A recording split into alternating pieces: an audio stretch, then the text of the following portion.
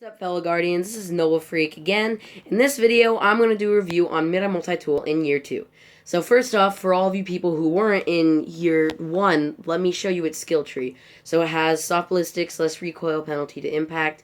CQB ballistics, greatly reduced recoil, significant penalty to range. Predictable and controllable recoil and penalty to range. Third eye, radar stays active while aiming down this weapon's sights. Lightweight, when held, this weapon grants 2+ character agility. Quick draw.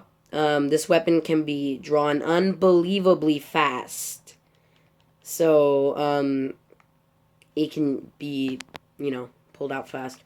And then there's Field Scout, increased carried ammo capacity. That doesn't really work. It's a glitch. It doesn't really change your mag. See, it's still at 21. So, yeah. And then there's Mida Multi-Tool, the special perk, where this weapon boosts move speed and fires on a hair trigger. So, it fires crazingly fast. Like, it's crazy how fast this gun shoots. So, let me fix my skill tree here, because I switched to the mag one. Okay. And I'll show you it fighting a bunch of thralls over here. So, yeah. He's dead. Throw party. Woo!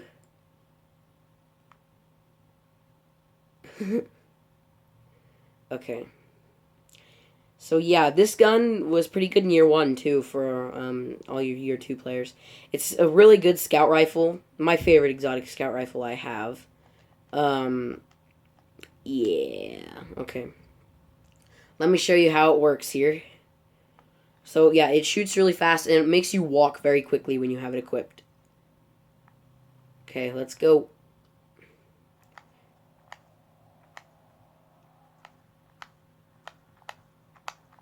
Ooh, look at that.